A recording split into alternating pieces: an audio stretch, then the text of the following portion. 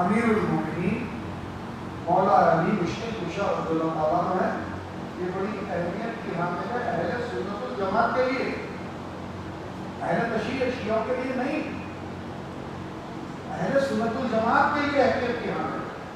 اس لیے اب تاریخ میں یہ کہا جاتا ہے کہ جس نے حملہ کیا، قتل کیا، عبد الرحمن ابن ملجم خارجی تھا، بلکہ تاریخ میں کیونکہ تاریخ تحقیق کرنے پہ معلوم ہوا کہ خارجی نہیں تھا. اس کو اکسایا گیا تھا انعام دے کر، اور وہ ایک بہت ہی خوبصورت عورت سے شادی کا خواہش مند تھا. اس عورت کو پیسے دے کے یہ کہلوایا گیا تھا کہ تو اگر امیر المومنین کو قتل کر دیتا ہے، شہید کر دیتا ہے، تو میں تجھ سے شادی کروں گی. عشق میں لوگ دیوانے دیوانے حرکتیں کر بیٹھتے، سر چڑھ کے جب جنون کی حالت بن جاتا ہے عشق تو آپے سے باہر ہو جاتا ہے انسان. ایسے ہی عبد الرحمن ابن ملجم بھی آپے سے باہر ہو گیا. اب تاریخ میں یہ کہا جاتا ہے کہ 3 لوگ ملے تھے، تینوں مل کے 3 بڑے صحابہ کو شہید کرنے کا ارادہ کیا، وعدہ کیا تھا. ایک امیر المومنین مولا علی مشکل کشا کو عبد الرحمن ابن ملجم نے پسند خرید تھی. دوسرے ایک اور صحابی کو شہید کرنے کے تعلق سے، اور ایک مانیہ صاحب کو جو ہے قتل کرنے کے تعلق سے. مگر جب تحقیق کی جاتی ہے تو اس کے ساتھ جو عبد الرحمن ابن ملجم جو 2 لوگ تھے ان کا کوئی پتہ نہیں ملتا بعد میں کیا ہوا ان کا.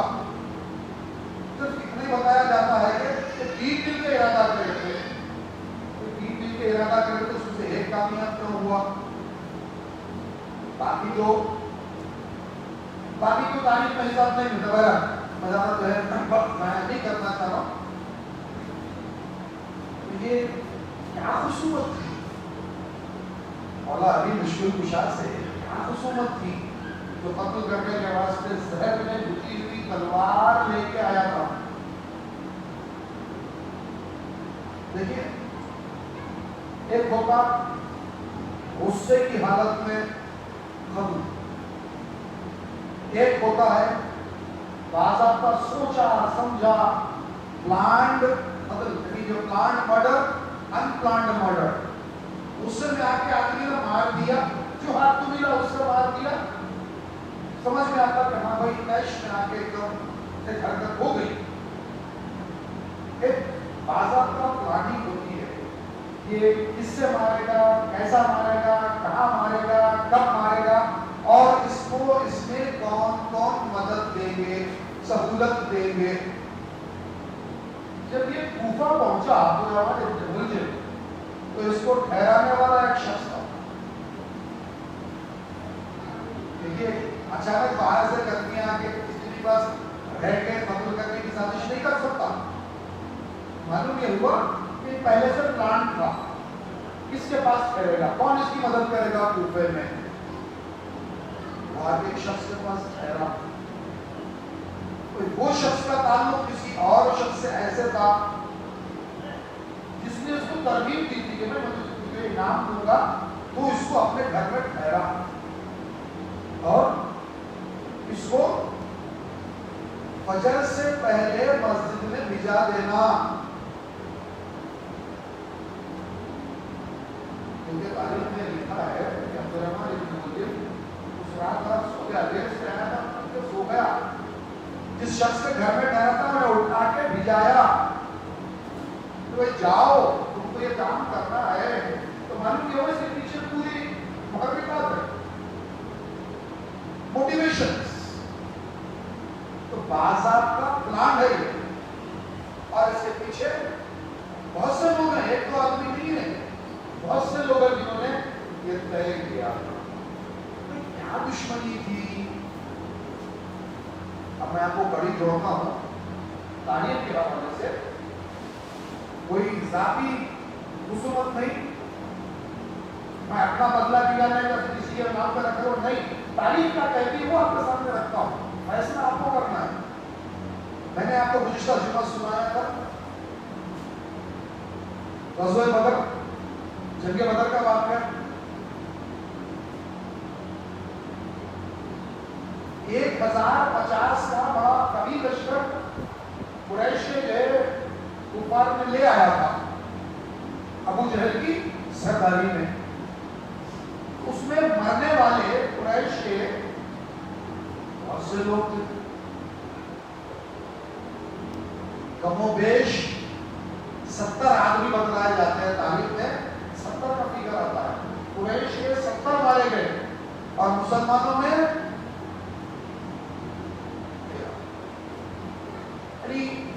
جتنے آدمی شہید ہوئے کوئی فگر ہی نہیں ہے.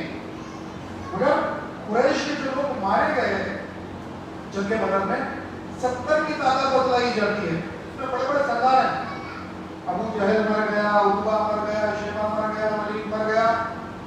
بڑے بڑے سردار قریش کے مر گئے. صحابہ کے بعد تاریخ اٹھا کے جب ہم دیکھتے ہیں اس میں اور پہلو نظر آتا ہے. جنگ بدر میں جو 70 مارے گئے تھے اس میں سے 35 آدھے سے زیادہ 35 کو صرف اور صرف مولا علی مشرق کشا نے مارے ہیں. اس لیے کہ یہ بھارت کی یہ جنگ تھی، چیلنجنگ جنگ تھی. ادھر سے ایک آدمی نکلتا، ادھر سے جو ہے ایک آدمی نکلتا، للکارتا. تو جو پہلی دفعہ نکل کے للکارے تھے ولید کے مقابلے میں مولا علی مشکل کشا ہوتے تھے. آپ نے ایک ہی بار میں ختم کر دیا. پھر ادھر صحابی زخمی ہوئے تو ان کی مدد کے لیے پہنچے مولا علی، شفا کو قتل کر دیا. تو آپ نے وہیں کھڑے ہو کے ڈر پہ جو آتے گئے ان کو مارتے گیا. تو 35 آدمی قتل کیے گئے آپ نے جنگ بدر میں. وہ بدلہ ان لوگوں کے ذہن میں تھا کہ ہمارے 35 آدمی مارے ہیں.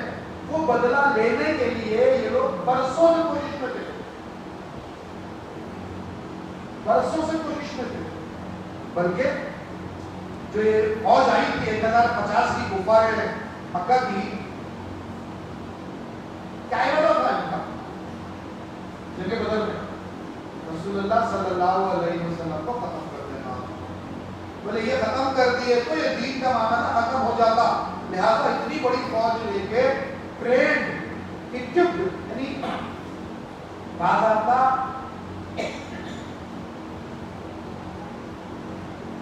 ہتھیار بند، ہر ایک کے پاس صحیح ہتھیار، زرہ وغیرہ ہر چیز تھی. پورا ہر طریقے سے فوج کو تیار کر کے لایا گیا تھا. ایسا نیند سے اٹھ کے نہیں آ رہے تھے. اور یہاں پہ 313 کیسی حالت کرتے ہوئے سنا ہے آپ لوگوں کو، تفصیل میں نہیں جاتا. اس وقت جو مرے گئے ان کو سمجھ میں آیا کہ یہ ہماری طاقت سے نہیں ہونے والا. اب یہ جو سرکار دوارم صلی اللہ علیہ وسلم نے ہجرت فرمائی، مکہ چھوڑ دیا، اتنا ستائے کہ مکہ چھوڑ دیا، مدینہ منورہ ہجرت فرمایا. مدینہ منورہ اپنا بیس ہیڈ کوارٹر بنایا اور وہیں سے اسلام نے آگے پھیلنا شروع کیا. وہیں سے اسلام پھیلا. سب سے پہلی جنگ بدر. اس کے بعد جنگیں ہوتی نہیں. تاریخ بتلاتی ہے کہ 10 جنگیں ہوئی ہیں. سرکار کے ہجرت فرمانے کے 21 سال تک 10 جنگیں ہوئی ہیں. بہت سے صحابہ بھی شہید ہوئے، ان کے بھی لوگ مارے گئے، ان کے جو مدد ہوا تھے وہ بھی مارے گئے. اور جب 21 سال ہو گئے فتح مکہ کا جو واقعہ ہے، ایک تاریخ میں ایک تاریخ دان لکھتے ہیں کہ 20 رمضان کو فتح مکہ، ایک لکھتے ہیں کہ 17، ایک لکھتے ہیں کہ 18. بہرحال فتح مکہ رمضان شریف میں ہے، چاہے 17 ہو کہ 18 ہو کہ 20 ہو. اب معلوم یہ ہوا کہ فتح مکہ کا واقعہ کیا ہے. بہت مختصر کر کے سناتا ہوں اس لیے کہ بڑا طویل ہے، بہت طویل ہے. صلح حدیبیہ یعنی فتح مکہ سے 1 سال پہلے سرکار دو عالم صلی اللہ علیہ وسلم صحابہ کے ساتھ عمرے کی ارادے سے جو ہے تشریف لے گئے. تو بولے کہ کفار مکہ نے کہا کہ ہم نہیں موقع نہیں دیں گے آپ کو. مطلب عثمان غنی انہوں نے جو ہے اپنا ایمبیسڈر بنا کے سرکار بھیجے مکہ میں. وہاں جانے کے بعد لوگوں سے ملے تو بولے کہ ہم نہیں آپ کو موقع نہیں دیں گے, عمرہ کرنے نہیں دیں گے.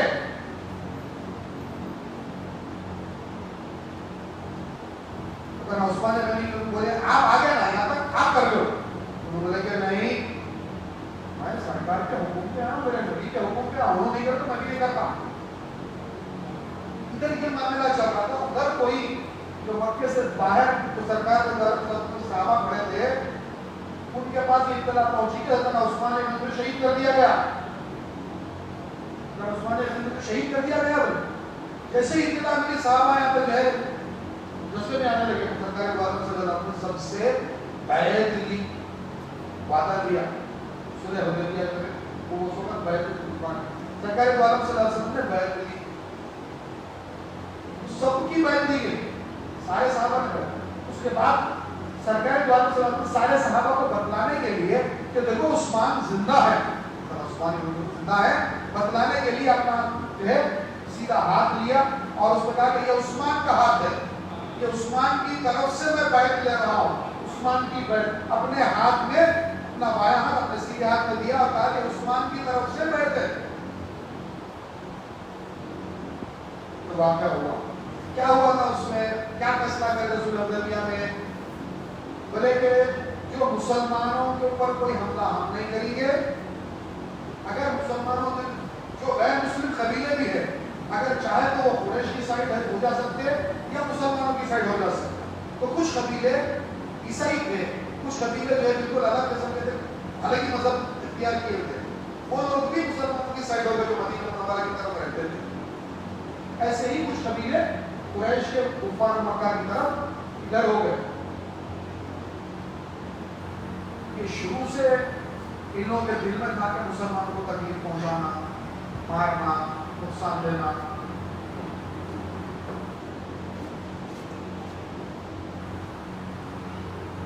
اب بکر قبیلہ تھا جو قریش کے دوست تھا, allied with tribe of قریش. اب قریش کی سرداروں میں کون ہے جس وقت؟ بڑے بڑے تو ختم ہو گئے پورے, ابو جہل, عتبہ, شیبہ بڑے سب ختم ہو گئے. اب کون ہے؟ اب سقر ابن حرب ہے سردار وہاں کے. تو سقر ابن حرب کے وہ کیا کرے, بکر کو شہ دیے. تمہاری دشمنی ہے نا بنو خزاع سے. بنو خزاع کسی طرف ہے؟ سرکاری دو عالم صلی اللہ علیہ وسلم مدینہ والوں کی طرف آئے ہو, ان کی دوستی میں. بولے بنو خزاع سے تمہارا بدلہ لینا ہے نا, میں تمہارے کو آدمی بھی جاتا ہوں, ہتھیار بھی جاتا ہوں. بنو بکر کو بولے تم بدلہ لے لو. اچانک رات بنو بکر بنو خزاع پہ حملہ کر دیتے. وہاں پہ ایک علاقہ تھا ایسا جس کو علاقے کو مارک کر دیا گیا تھا کہ یہاں پہ خون نہیں بہا جائے گا. وہ علاقے میں بھی گھس کے مارے, جبکہ بنو خزاع والے بول رہے تھے تو بھائی سب باتیں کرے تھے اس میں خون نہیں بہائیں گے, بولے وہ کچھ نہیں سنتے. گھس کے بنو خزاع کو کاٹنے لگے, عورتیں, بچے, بوڑھے سب مارنے لگے. بنو بکر والے وہ لوگ بھگائے, ایلچی اپنا ڈیلیگیشن بھگائے کہ بھائی جاؤ مدد کے لیے. سرکار دو عالم صلی اللہ علیہ وسلم محمد رسول اللہ کے پاس اطلاع پہنچا کہ یہ قریش کا دوست قبیلہ بنو بکر ہم پہ حملہ آور ہو رہا, ہم کو کاٹا. سرکار دو عالم صلی اللہ علیہ وسلم وضو فرما رہے تھے. جس وقت اطلاع ملی, جیسے ہی آپ نے سنا چہرے کا رنگ متغیر ہو گیا, جلال میں آ گئے اور آپ نے فوری اعلان فرمایا کہ جہاد کا اعلان کرو. جہاد کا اعلان کرو. اب ایک روایت میں ہے کہ وہ 10 رمضان کی جب ابتدا ملی, اب ایک روایت میں ہے کہ 12 رمضان. مدینہ شریف سے مکہ المکرمہ پہنچنے کا 8 دن کا سفر ہے فوج کا پوری. سرکار کے حکم پہ جو لشکر اسلام تیار ہوا جنگجوؤں کا, پہلے 313 کے جو فدایان رسول اللہ صلی اللہ علیہ وسلم ویسا نہیں, باضابطہ فوج جو تیار ہوئی 10,000 کا اسلامی لشکر. رسول اللہ صلی اللہ علیہ وسلم نے حکم فرمایا فوری آنن فانن ارجنٹ امیڈیٹ فوج تیار ہوئی اور سرکار نے کچھ کا حکم فرمایا ایڈوانس مکہ مکرمہ کی طرف 10,000 کا لشکر جانے لگا. اب وہاں ایک اور واقعہ سناتا ہوں. غیر قوم کے سامنے کہا جاتا ہے کہ میرے کفار کو مارو, قرآن شریف میں آیتیں ہیں ان کو مارو. اسلام جو ہے صرف مارنے کا مذہب ہے. استغفر اللہ العظیم. اسلام کے معنی سلامتی والا. اور پھر سرکار دو عالم صلی اللہ علیہ وسلم کو رحمت للعالمین ہے 10,000 کا لشکر جا رہا. سوچو آپ کہ ہم لوگ کا میلاد النبی صلی اللہ علیہ وسلم میں جو ہے ہمارے محلے کے نوجوان 20-25 کا اگر موٹر سائیکلوں کے اوپر قافلہ نکلا تو سامنے کوئی بھی ہم لوگ گزارتے گاڑی ہٹو بولتے, ہم لوگ آ رہے ہٹو بولتے.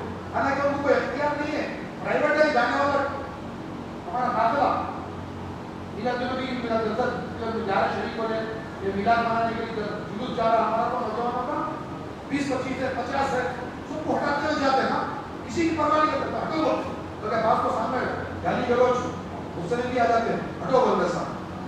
10,000 کا اسلامی لشکر کفار سے جنگ کے لیے جا رہا. سرکار کو معلوم ہوا کہ لشکر کے راستے میں ایک کتیا میں بچے دیے ہیں. کہیں وہ لشکر میں بھگدڑ میں گھوڑے جا رہے ہیں, اونٹ جا رہے ہیں, فوج جا رہی, کہیں اس کے بچے ابھی پیدا ہوئے مر نہ جائیں اور وہ بچوں سے پچھڑ نہ جائے. سرکار نے ایک صحابی کی ڈیوٹی لگا دی, تم یہاں پورے لشکر کے گزرنے تک کھڑے رہو گے اور یہ کتیا اور اس کے بچوں کے قریب کسی کو آنے نہیں دو گے, چھیڑنے نہیں دو گے.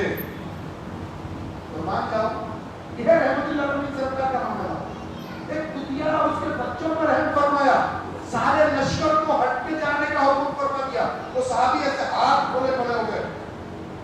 سب نے دیکھا کہ بھائی صحابی ہاتھ کھولے پڑے, سب کو ہٹ کے جانا ہے, کیوں کھڑے ہیں آپ؟ تو معلوم یہ ہو کہ کتیا نے بھی بچے دیے, چھوٹے چھوٹے بچے ہیں, ابھی آنکھ بھی نہیں کھلی ان کی, کہ بچے ماں سے الگ نہ ہو جائیں, مر نہ جائیں, ماں کو کوئی مار نہ دے. سرکار کے حکم پہ اور صحابی وہ کتیا اور اس کے بچوں کے لیے کھڑے. 10,000 کا لشکر گزر گیا. سارا لشکر گزرنے کے بعد وہاں سے وہ صحابی ہٹے. یہ ہے اسلام, یہ ہے تعلیم اسلام, یہ ہے عملی اسلام. پھر تاریخ بدلاتی ہے. اسلامی لشکر 8 دن کی مسافت طے کر کے بحران ایک علاقہ ہے مکے سے پہلے, بحران ایک علاقہ ہے, وہاں پہ روک دیا سرکار نے لشکر کو. خیمے لگانے کا حکم دیا اور فرمایا کہ خیمے دور دور لگاؤ اور ہر خیمے کے سامنے آگ جلاؤ. یہ ملٹری اسٹریٹجی ہے کہ سامنے دشمن کے اوپر ایک رعب بیٹھے کہ جب اندھیرے میں دیکھے گا تو خیمے دور دور لگے تو دور تک پھیل جائے گا. سوچیے اب 10,000 فوجیوں میں خیمے کتنے ہوں گے لگے ہوئے, اگر ایک میں 5 بھی رہ رہے ہیں تو بہت سے خیمے لگے ہوئے ہیں, ہر خیمے کے سامنے آگ لگی ہوئی ہے.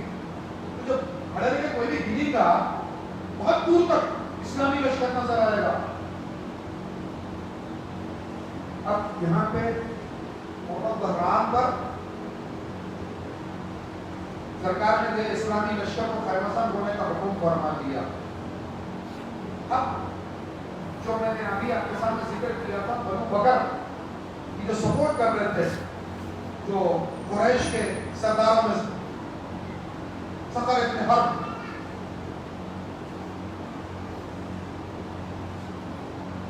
یہ ان کو اصل نام سے لوگ نہیں جانتے بلکہ ان کی بنیاد سے جانتے ہیں کہ صخر ابن حرب جو لیڈر ہے بنو بکر جو شہید دیے تھے, اسلامی جو فوج کو دیکھے نکل کے آئے, وہ نکل کے آئے سنا ہوں لشکر آ رہا ہے, تو رات میں کون ہے اتنے زیادہ, اتنی بڑی تعداد میں مکے پہ جو ہے چڑھائی کرنے کے لیے. بنو خزرج کے پاس تو اتنے آدمی نہیں ہے کہ ہم سے بدلہ لینے کے जासूस दौड़ा रहे थे हर तरफ। इधर मक्का करीब आ गया। सरकार दो आलम सल्लल्लाहु अलैहि वसल्लम के चहीते चचा हसन अब्बास हो बेचैन हो गए। बोले 10,000 का लश्कर जब मक्के पे हमलावर होगा तो तहस नहस कर देगा, हर एक को काट देगा। इसलिए कि 21 साल हिजरत करने के सरकार के 21 साल तक प्लानिंग ही करते रहे सरकार को मारने की, किसी तरीके से मारने के लिए, जंग लड़ने के लिए सरकार दो आलम सल्लल्लाहु अलैहि वसल्लम को खत्म करने के प्लान ही डालते रहे हो 21 साल। उससे पहले तो सता है, हिजरत से पहले तो मक्के में सताते रहे। सरकार हिजरत फरमाने के बाद 21 साल तक यही करते रहे। तो अब्बास को ख्याल आया कि इतने साल से सता रहे, अब जब मुसलमान बदला लेने के लिए दाखिल होंगे तो किसी को नहीं बख्शेंगे, सबको काटेंगे दुश्मनी, बदला लिया जाएगा हर एक से। बोले कोई नहीं बचेगा, मैं किसी को बचा सकता हूं तो मेरी जान पहचान का कोई बच जाए। इस ख्याल से सरकार दो आलम सल्लल्लाहु अलैहि वसल्लम का खच्चर था दुलदुल पे सवार होकर तना अब्बास बाहर निकले कैंप से, मिलिट्री कैंप से। पहरा था पूरा, फौज रोकी, देखे कि तना अब्बास है कि सरकार के दुलदुल पे सवार है, हट गए बाजू, सरकार के चचा है। अब चले गए, आगे बढ़ते गए, मक्के के करीब जाने लगे। इस कोशिश में थे कोई कुरैश का आदमी मिल जाए तो उसको मैं बचा लूं। एक आवाज सुनाई थी, आपस में गुफ्तगू हो रही थी। पूछने वाला ये पूछ रहा था, अरे भाई कौन है ये, इतना बड़ा लश्कर लिए कौन आया है? तो जासूस जवाब दे रहा था, सन्नाटे में खुले मैदान में आवाज आती, बोल रहा था कि नहीं मालूम, समझ में नहीं आ रहा, इसका लश्कर बहुत बड़ा लश्कर है, बहुत दूर तक फैला हुआ है लश्कर। बताना अब्बास ने आवाज पहचान ली, बचपन के साथी की, ये कुरैश के मक्के के सरदार हैं, सकर इब्ने हर्ब। आवाज पहचान ली, उन्होंने आवाज दी, बताना अब्बास की आवाज उन्होंने पहचान ली। पहचान की आवाज दी, बोले अब्बास है? बोले हाँ। आगे बढ़े, जब मिले सकर इब्ने हर्ब से, सकर इब्ने हर्ब ने पूछा, है अब्बास किधर आए? बोले मेरे दिल में यह ख्याल था कि शायद किसी कुरैशी को मैं बचा लूं, इसलिए कि मेरे भतीजे मोहम्मद रसूलुल्लाह सल्लल्लाहु अलैहि वसल्लम ने इतना बड़ा लश्कर लाया है कि कोई बचने की उम्मीद नहीं है। उन्होंने पूछा कि तुम्हारे पास कितना लश्कर है? उन्होंने कहा कि 2000 से 3500 के दरमियान फौज है इस वक्त मक्के में। लड़ने वाले लोग 2500 से 3500 4000 के करीब इतनी फौज है। बोले यहाँ 10,000 का तैयार लश्कर आ रहा है। बोले 313 का मुकाबला नहीं कर सके थे 1050, 10,000 का क्या मुकाबला करेंगे? बड़े परेशान हुए। अब अब्बास ने कहा कि चलो मैं तुमको मिला देता हूं, सरकार दो आलम सल्लल्लाहु अलैहि वसल्लम तुमको माफी दिला देता हूं। तुम तो 21 साल से तैयारी कर रहे थे मारने की, 10 जगह लड़ चुके अब तक, अब शायद मैं मेरे तवस्सुल से, मेरे रिकमेंडेशन से तुमको माफी दिला देता हूं, चलो। बिठा लिए, पीछे बैठ के लोग बोलते हैं अब्बास का ऐसा ना हो कि लोग कहने लगे कि घर का मुसलमान हो गया इन्हें, लोग ये ना कहें फिर मेरे सरदारी का क्या होगा, मौत भी है सर पे सवार, सरदारी की फिक्र लगी हुई है, मेरी सरदारी का क्या होगा? तो चलो तो सही, मेरे आका करीम है, मेरे नबी करीम है, इब्ने करीम है, करम ही फरमाएंगे रहमतुल्लाह अलैहि सरकार। इधर सकर इब्ने हर्ब को अपने दुलदुल पे बिठाया और बड़ी तेजी से दौड़ा के ले जाने लगे। जब फौज का गार्ड जो दस्ता, हिफाजती दस्ता आया, उन्होंने कहा कौन है, आगे बढ़ कर देखा अब्बास सामने बैठे, जाने दिया। फिर नजर पड़ी पीछे, अरे बोले ये तो जो है मक्के का जो है सरदार है। तो जैसे ही वो गार्ड्स जो थे उनने आवाजें लगाने लगे, वो पुकारने लगे कि फुलानी साहब पीछे बैठा है। सुन ली वो आवाज है, भागते हुए आए और जैसे ही दुलदुल पे अब्बास के पीछे सकर इब्ने हर्ब को देखा, तलवार खींच ली, लौटने लगे।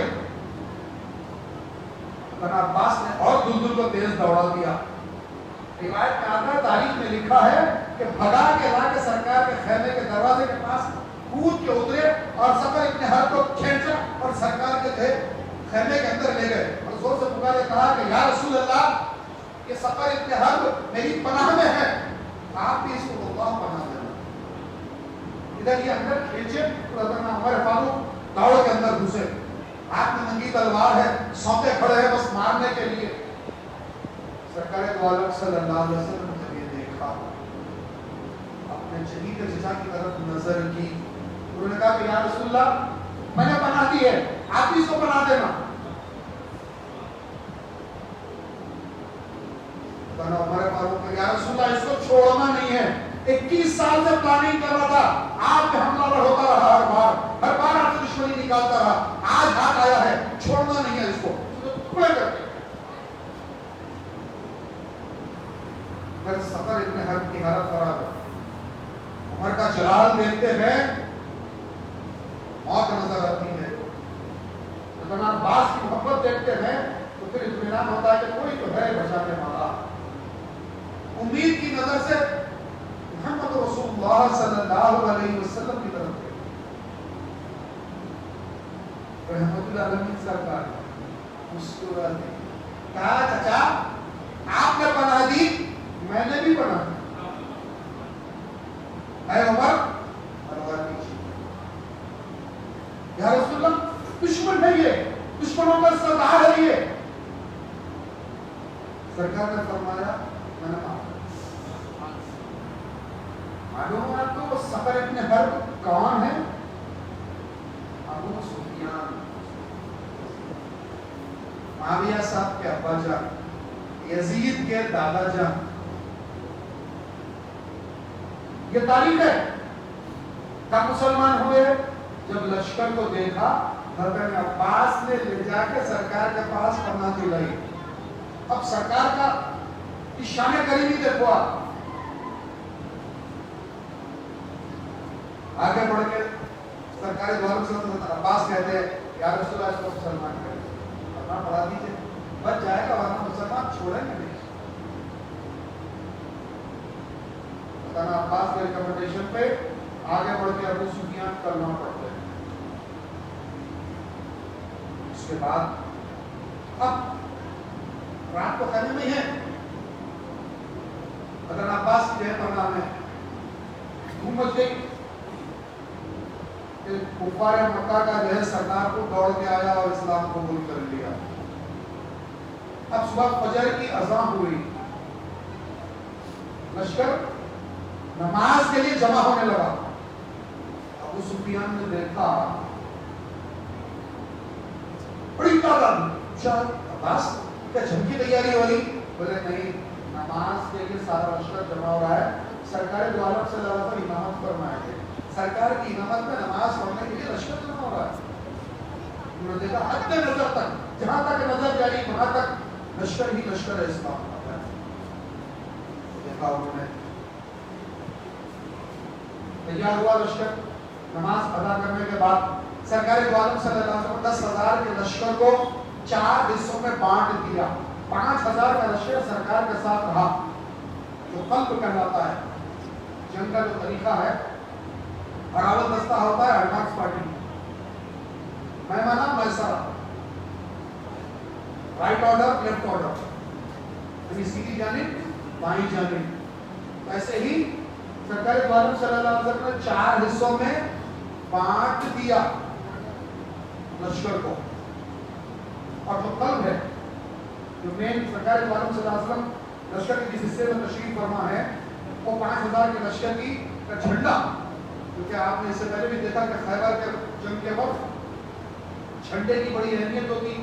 سرکار کس کو جھنڈا دیں گے, وہ صحابی بڑے خوش نصیب, ہر کوئی خواہش ہوتا تھا. تو اب اتنے بڑے لشکر کی مین جھنڈا ابو عبیدہ بن جراح رضی اللہ تعالیٰ عنہ کے ہاتھ میں دیا گیا. بڑے جری, بڑے جنگجو, بڑے ماہر. روایت میں آتا ہے کہ جب تلوار لے کر نکلتے تھے تو بس گاجر مولی کی طرح کاٹتے تھے, ان کے ہاتھ میں جو ہے جھنڈا دیا گیا. ایک कमान दी गई फौजियों की, हज़रत ज़ुबैर इब्न अव्वाम रज़ियल्लाहु अन्हु सरकार के जो है बुजुर्ग भाई हैं, उनके अंडर में कमांड में। एक दी गई खालिद बिन वलीद की कमांड में फौज, एक दिया गया हज़रत अली इब्न अबी तालिब करमल्लाहु वजहहु, हवाले किया गया। तो चार में बांटा गया और सरकार ने फरमाया मक्के में दाखिल होने के चार रास्ते हैं, चार तरफ सिमतें हैं, 4 डायरेक्शंस हैं। ये चारों सिमतों में चार तरफ से एक ही वक्त में हम दाखिल होंगे, ताकि दुश्मन को यह मौका न मिले कि वो हमसे मुकाबला कर सके, और अगर एक तरफ से मुकाबला हो रहा हो तो भाग न जाए दूसरी तरफ से। लिहाजा चारों रास्तों पे सरकार ने 4 लश्कर के हिस्से भिजा दिए। तीन तरफ तो मुखालिफत नहीं हुई, तो खालिद बिन वलीद जिस हिस्से से आ रहे थे उस तरफ मुकाबले के लिए अबू जहल का बेटा अकरमा इब्न अबू जहल मुकाबले के लिए खड़ा हो गया, और रिवायत में आता है कि उसने मुकाबले के लिए इब्न वलीद जो है हमला किया, 2 सहाबा शहीद हुए और 10 आदमी उसके मारे गए। अकरमा भाग गया, निकल के भाग गया, और मैं सुना था अपनी बात को आगे बढ़ो।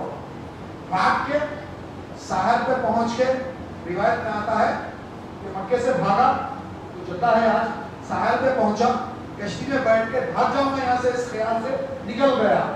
कुछ दूर जाने के बाद समंदर में तूफान आया और कश्ती डूबने के करीब थी।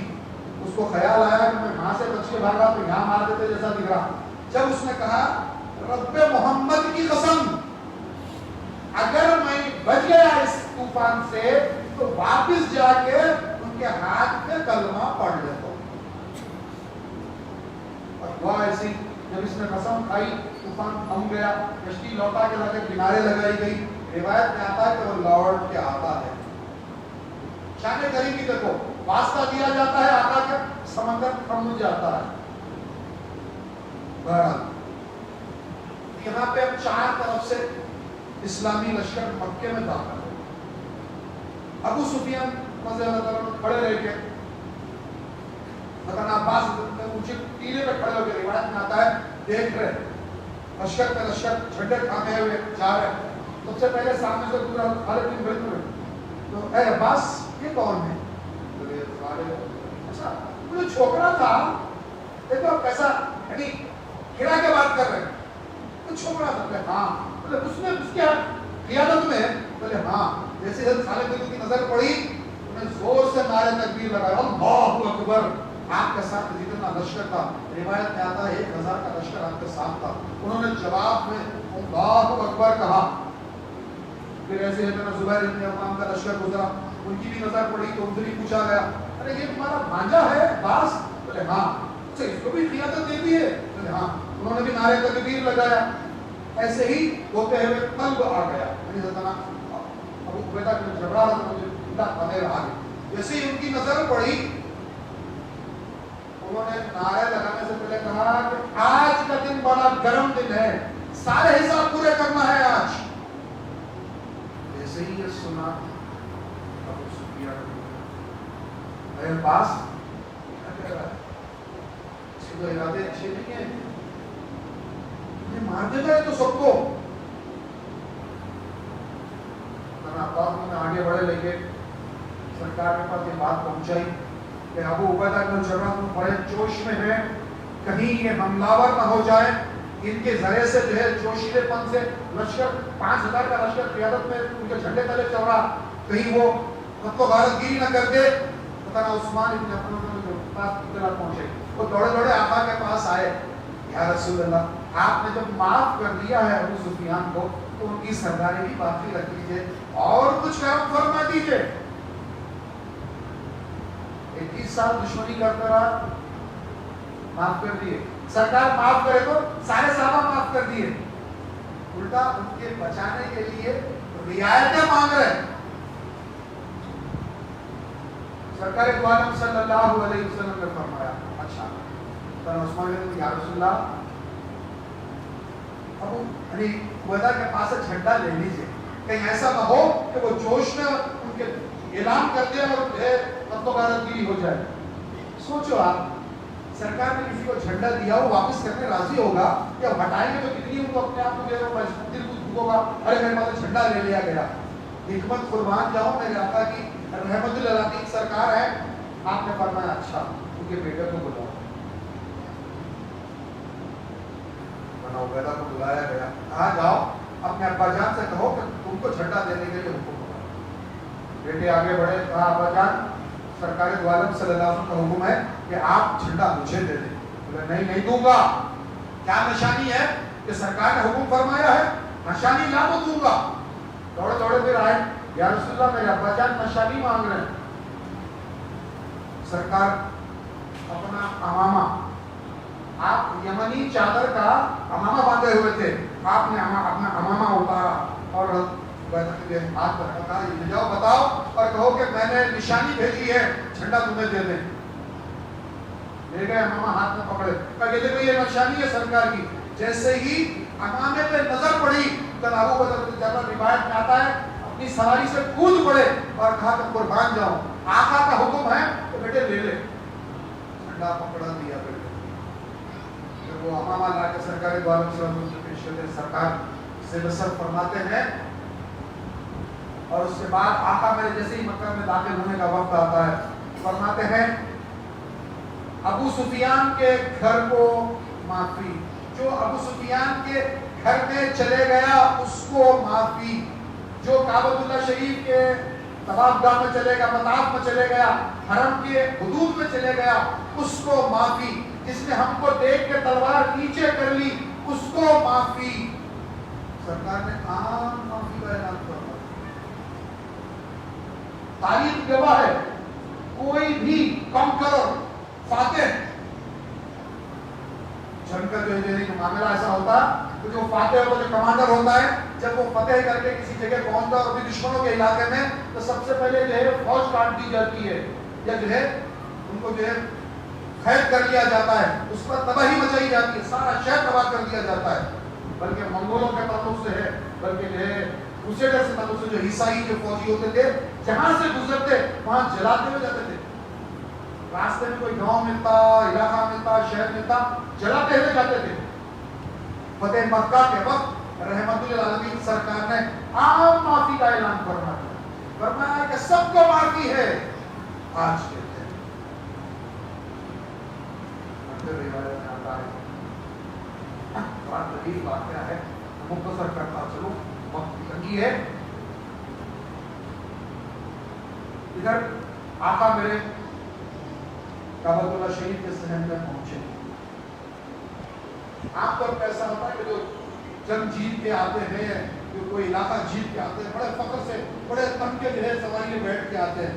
مگر روایت میں ہے کہ آقا امامہ باندھے ہوئے اونٹنی پہ بیٹھے تھے, سرکار دو عالم صلی اللہ علیہ وسلم کا سر جھکا ہوا, آپ تسبیح و تحلیل میں تھے, بے اختیار اللہ رب کی حمد و ثنا میں تھے.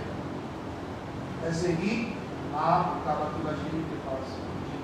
وہاں پہنچنے کے بعد ایک روایت میں ہے کہ ظہر کا وقت ہو چکا. آپ نے حضرت بلال کو یاد فرمایا. حضرت بلال دوڑے دوڑے آئے.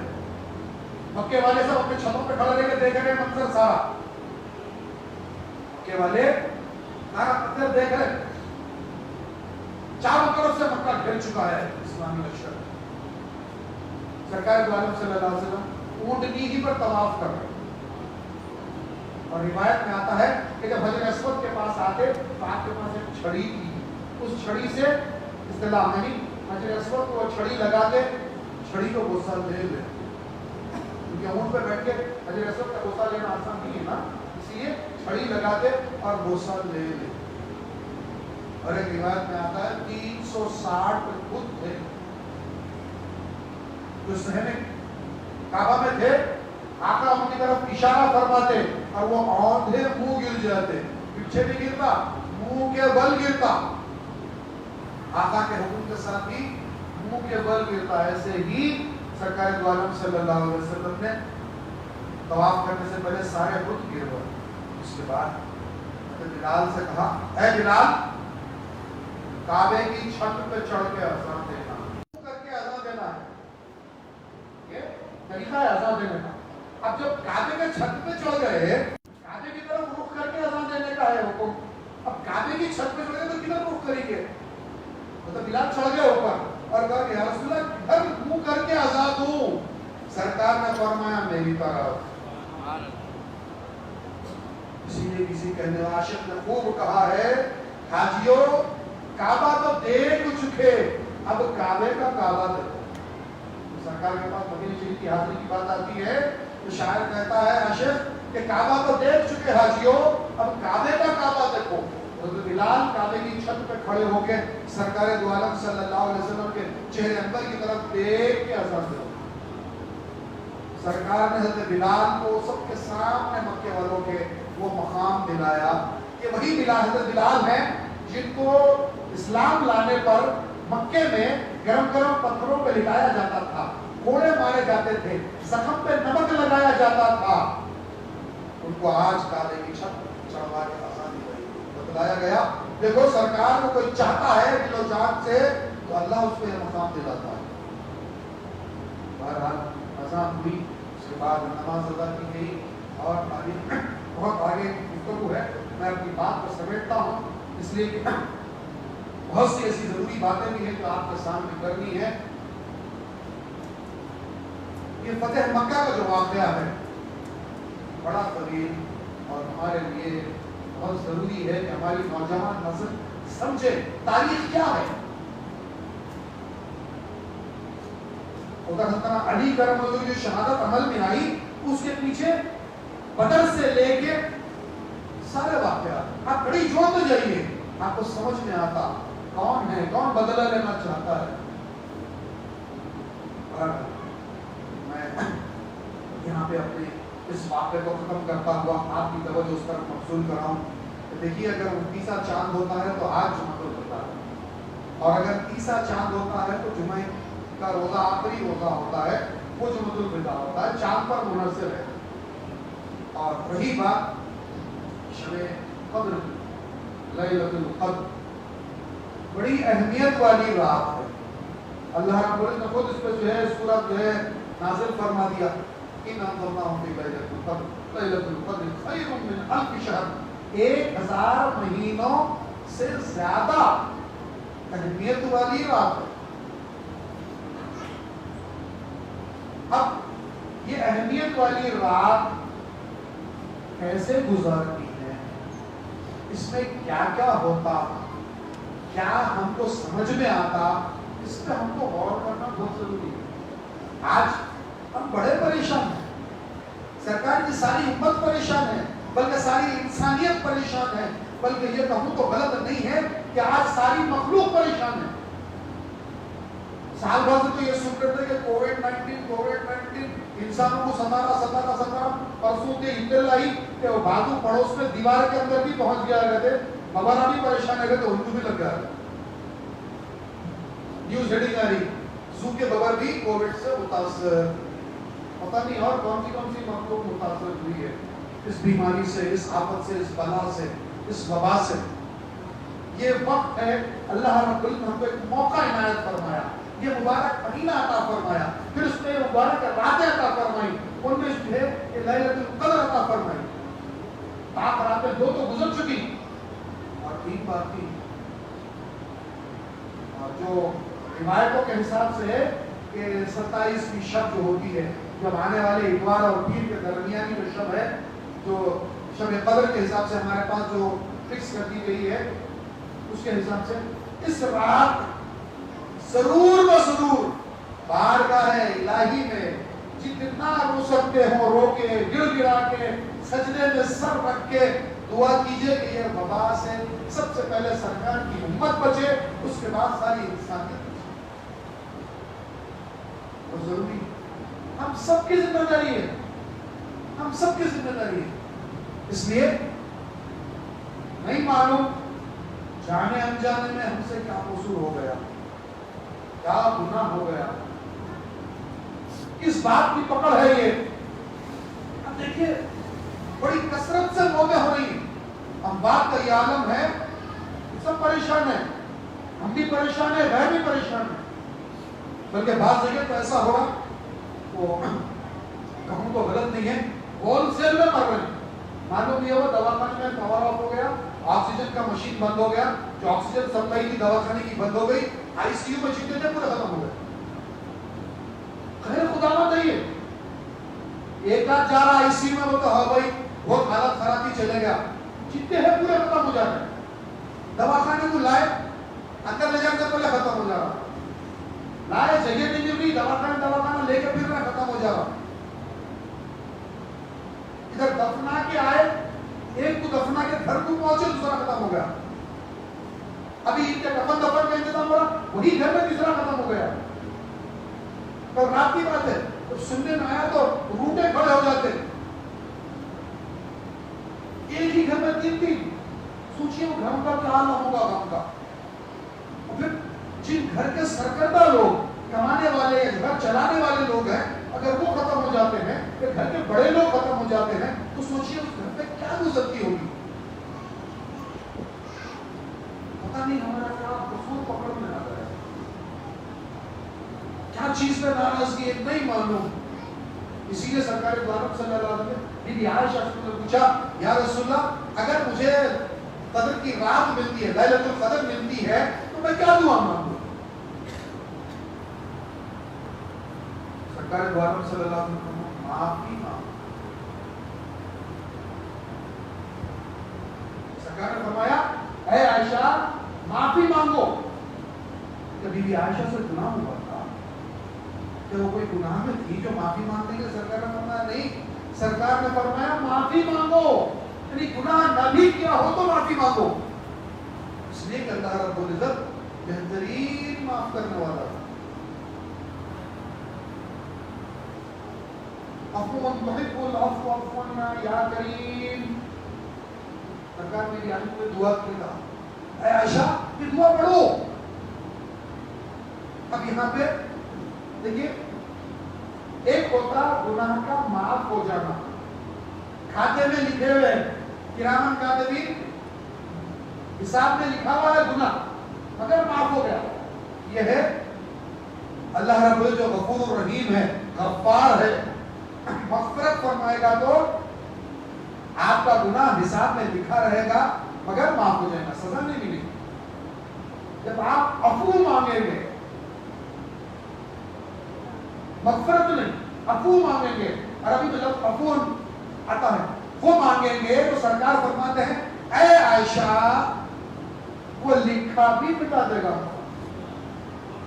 लिखा हुआ भी नहीं देगा, not at all recorded, not at all registered. वो गुनाह फरिश्ते हिसाब से मिटा देंगे, रजिस्टर से ही मिटा देंगे, सजा तो नहीं मिलेगी, साथ में मिट जाएगा, माइनस पॉइंट भी मिलेंगे आपके रिकॉर्ड में।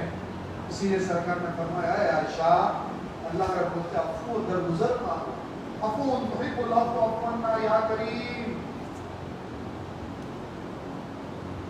ये वही 10 दिनों में से हम 4 तो गुजार चुके, बाकी जो बचे हैं इसमें इफ्तार के वक्त और वकील सरकार तालीमात में फरमाते हैं, अपने प्रमोशन का हवाला देखें कि देखो फर्ज नमाजों के लिए अज़ान होती है और अज़ान सुनने के बाद तुमको नमाज पढ़नी है। तो एक नमाज ऐसी है जिसके लिए खुद अल्लाह रब्बुल इज्जत तुम्हें बुलाता है, वो है तहज्जुद की नमाज। तो इसमें इंसान नहीं बुला रहा तुमको, रब बुला रहा है, खालिक बुला रहा है और कह रहा है कोई मुझसे मांगने वाला तो दूं उसको, है कोई मुझसे पूछने वाला तो अता करूं उसको, है कोई मेरे सामने झोली फैलाने वाला कि मैं उसकी झोली भर दूं। यूं तो हर तहज्जुद के वक्त यही अमल होता है, अल्लाह रब्बुल इज्जत पुकारता है कोई,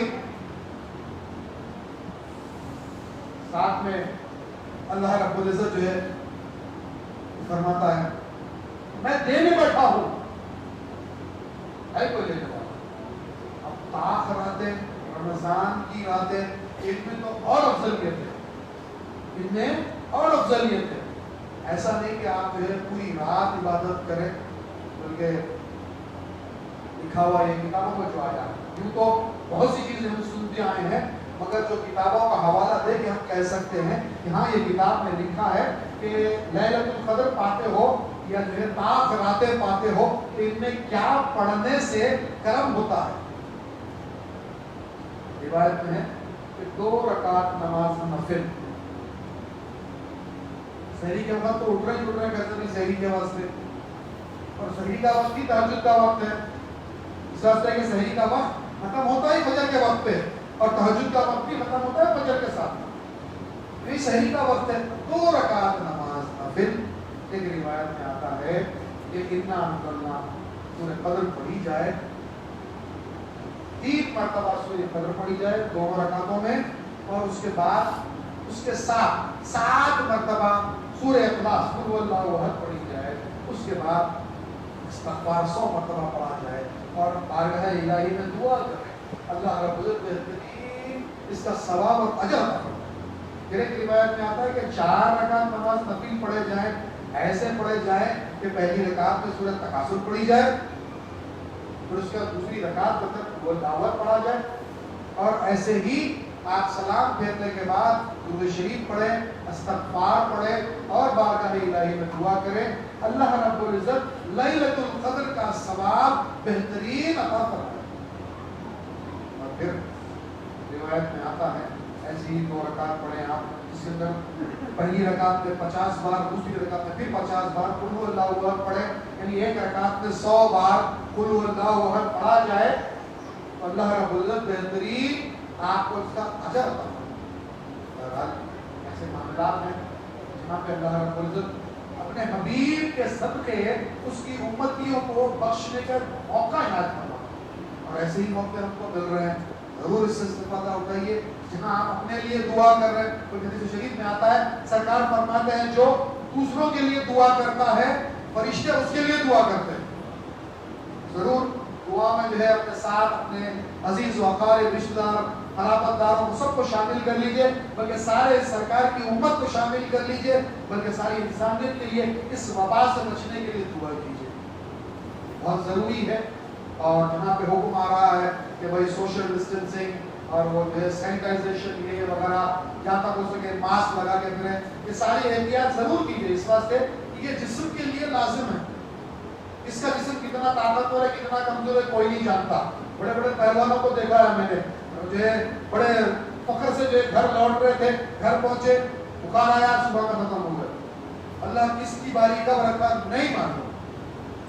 اسی لیے بہتر ہے کہ احتیاط کریں. اور جو لوگ یہ سمجھتے ہیں میرے کو کچھ بھی نہیں ہو رہا جی بھائی جو ہے وہ صاحب سے یہ سب تک پھر رہو, ہو سکتا ہے کہ آپ کیریئر میں بچ جائیں, خدا نخواستہ اللہ نہ کرے کہ آپ کے توسط سے گھر پہنچ جائے بیماری ہو, اور گھر میں جو ہے معصوموں کو کسی کو لگ جائے, عورتوں کو کمزوروں کو ضعیفوں کو لگ جائے. لہٰذا جتنا احتیاط ہو سکتا ہو کریں, غیر ضروری کہیں نہ پھریں. احتیاط بہتر ہے. حدیث شریف سے سرکار نے فرمایا اگر کہیں وبا ہوتی ہے کہیں آؤ جاؤ نہیں. میرا خیال رکھیے ان چیزوں کا.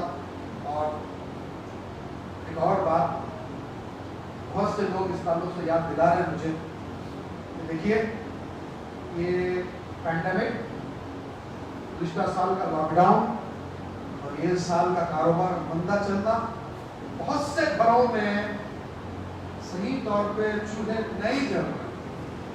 اللہ رب العزت نے آپ کو اگر استطاعت دی ہے, اتنا کچھ عطا فرمایا ہے, تو اس میں سے ان کا بھی کچھ حق نکالیے. اگر آپ ایک عید کو نیا جوڑا نہیں پہنے تو آپ کی عید نہیں ہوتی, بلکہ نہیں ہے نا, اللہ دیکھ رہا.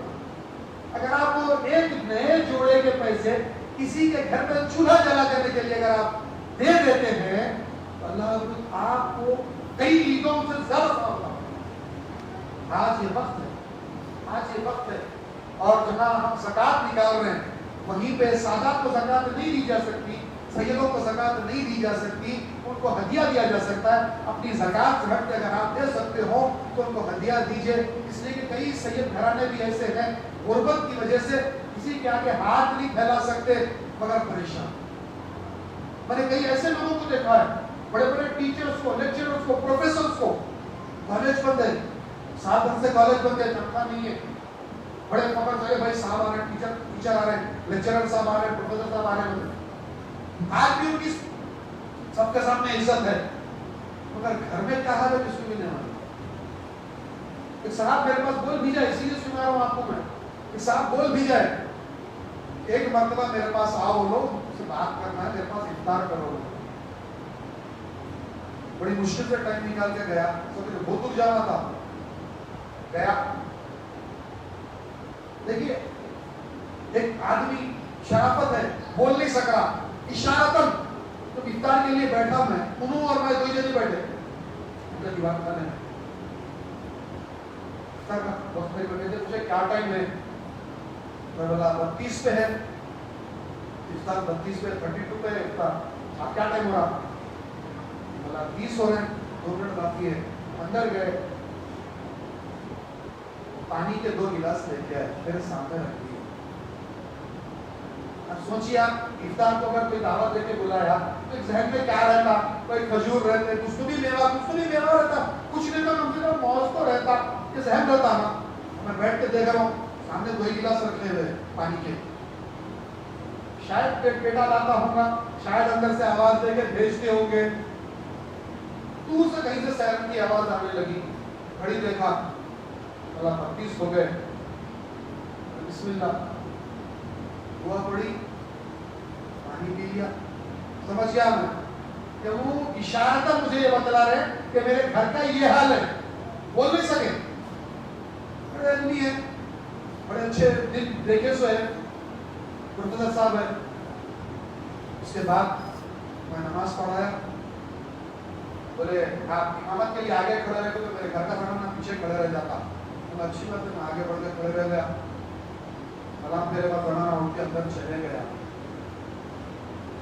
दुआ करा मैं। उसके बाद पलट के खड़े रहा, लपट के रोने लगे। अल्लाह मैं समझ गया आप परेशान न हो, शायद अल्लाह ताला मुझसे कोई काम देना चाह रहा होगा, आप तक पहुंचाया मेरे को, आप याद करें मेरे को, मेरे से जो हो सकता है या मेरे जो भी सर्कल में लोग हैं आपकी बेइज्जती क्यों ना हो सकते हैं। बोले आप बस अल्लाह के वास्ते ख्याल कर लो, मैं अपनी पहले बाइक बेच दिया बेटे की, उसके बाद कार बेच दिया, जो कुछ भी था साल भर से जो कुछ बेच सकता था बेच दिया, अब कुछ नहीं रहा तो आपको जो है तकलीफ दिया। सोचिए आप, अब मैं पूरे 45 मिनट लगे मुझे घर को आने के लिए, उनके घर से 45 मिनट मेरी ये हालत रही, तो बस मैं कांपता रहा, बार बार ये ख्याल आता था कि मैं सरकार आपके गुलाम को शायद आप ये दिखाने के वास्ते ले गए थे, ये देखो कैसों की हालत कैसी हो चुकी है, कोई कह नहीं सक रहा, कोई हाथ फैला ले रहा, बर्दाश्त नहीं करके घर में बच्चों की तकलीफ, कोई हाथ फैला ले रहा, कोई हाथ भी नहीं फैला सक रहा, कोई अपनी तकलीफ बता भी नहीं सक रहा, ऐसे हालात। अल्लाह के वास्ते उनका ख्याल करो। अगर हम एक बार नया कपड़ा नहीं पहने कोई फर्क नहीं पड़ता, मगर अगर हम किसी ऐसे के घर में अगर चूल्हा जलवा देंगे ना, मैं गलत नहीं बोल रहा हूं, आपको सरकार द्वारा सल्लल्लाहु अलैहि वसल्लम की जात आपको कब्र में मदद पहुंचे, नहीं और की बात नहीं करो, जहां किसी का साथ नहीं होगा उस वक्त जरूर उनकी शान करीमी आएगी, जब उनका चेहरा दिखाया जाएगा और आपसे पूछा जाएगा ये कौन शख्स है, आपको कहां भेजे, ये तो रसूलुल्लाह है, उस वक्त मदद आएगी, फरिश्ते को छोड़ के चले जाते तो आका का पैसा छोड़ के चले, आगे कोई सवाल नहीं होगा, कोई सवाल नहीं होगा मेरे आका के सबके, जरूर इन लोगों का भी ख्याल कीजिए, इसलिए कि ऐसे लोग हैं जिनकी आह अर्श तक पहुंचती है। आज जरूरत इस बात की है कि मुसलमान दूसरे मुसलमान का ख्याल करे। और बहुत हो चुका, मैं माफी चाहता हूँ, देर हो गई इसलिए कि बहुत से हजरात जो है देर हो जाती है तो नाराजगी का भी इजहार कर देते हैं, मौका नहीं मिला आपके सामने कोई बात रखने का, मौका मिला आपके सामने बात रखा हूँ, देरी के लिए माफी चाहता हूँ। इसी के साथ बारगाह इलाही में दस्तक हुआ हूँ, ऐ परवरदिगार आलम मालिक मुख्तार साहब इख्तियार करम फरमा दे, मौला को अपने करम से हमारी बख्शिश फरमा दे, अफ़्वो तुहिब्बुल अफ़्व वन्ना या करीम, या अल्लाह रसूलुल्लाह सल्लल्लाहु अलैहि वसल्लम के सदक़े माफ फरमा दे, अहले बैत के सदक़े माफ फरमा दे, इमामीन के सदक़े माफ फरमा दे, हुज़ूर गौसुल आज़म गौसुल वरा गौसुल समलैन के सदक़े माफ फरमा दे, ख्वाजा गरीब नवाज के सदक़े माफ फरमा दे, राबुल अलमीन सुल्तानुल हिंद के सदक़े हिंद में करम फरमा, हिंद में करम फरमा, हिंदुस्तानियों में करम फरमा दे मौला, اے پروردگار عالم کی ایشو سلسلہ قادری نقشبند رفاع سہولت سے مولا کرم فرما دے یا رب العالمین جن کے دامن میں ہم بیٹھے ہیں مکین سرکار کے سب کے ان کے پیر و مرشد حاجی اللہ سرکار ان کے دادا گرد پروجی حاجی سرکار کے سب کے ان کے جنی ایشو کے سلسلے کرم فرما دے مولا یا رب العالمین ہم نے جو قرضدار اپنے قرضوں کی ادائیگی صورت پیدا فرما دے سود کی لعنت سے محفوظ فرما دے نمازیں قبول فرما تراویح قبول فرما تلاوتیں قبول فرما سماعت قرآن قبول فرما خیر خیرات زکات ہدیات قبول فرما لے یا رب العالمین اپنے کرم سے مولا ہمارے حال پہ کرم فرما دے رب العالمین اے مولا جن گھر میں شادی نہ لڑکیاں بڑی کی شادیوں کا بندوبست فرما بہترین جوڑا نصیب فرما اور والدین کی شادی آسان فرما اے پروردگار عالم مالک و مختار صاحب اختیار سنتے ہیں مولا جب آپ کے رفت ہوتا تو شیطان بہت بھٹکاتا ہے مولا تیری بارگاہ میں پروردگار تیرے حبیب کا واسطہ ان کی پیاری پیاری نمازوں کا واسطہ ان کے پیارے پیارے سجدوں کا واسطہ اس لیلۃ القدر میں آقا کا سجدے میں سر رکھ کے تجھ سے پروردگار دعا مانگنے کا واسطہ بی بی عائشہ سے دعا مانگنے کے لیے فرمانے کا واسطہ ہے مولا ہمیں معاف فرما دے ہمیں معاف فرما دے ہمیں معاف فرما دے مولا جب ہمارا آخر وقت ایمان پہ خاتمہ فرما اے پروردگار عالم مالک و مختار صاحب اختیار کرم فرما دے مولا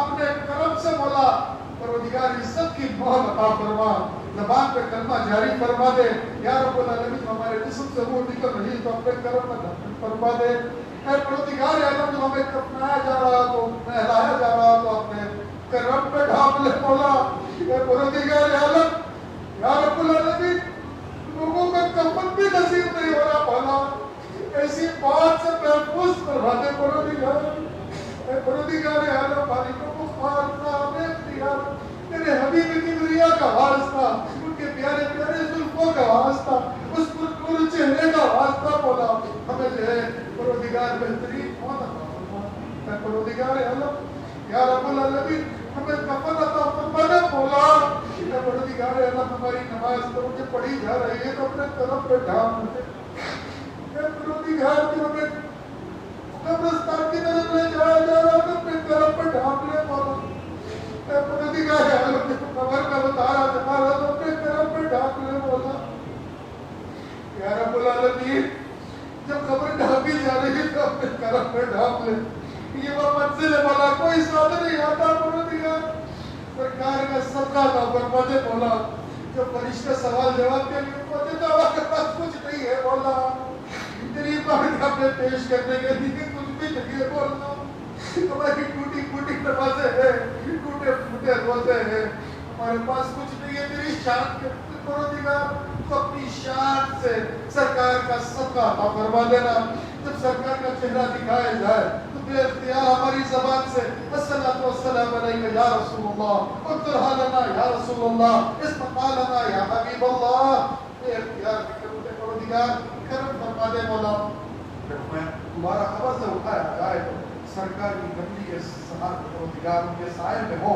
اور پروردگار جب ہمارا معاملہ کیا جائے تو سرکار کے صدقے پروردگار میزان پہ معاملہ ہمارا بہترین فرمانا ہمارے سیدھے ہاتھ میں ہمارا دل پروردگار پروانہ عطا فرمانا حوض کوثر پہ آل رسول کے ہاتھوں سے پروردگار آب کوثر عطا فرمانا اور سرکار کا دیدار ہوتا ہے ایسی جنت نصیب فرمانا وہاں کوئی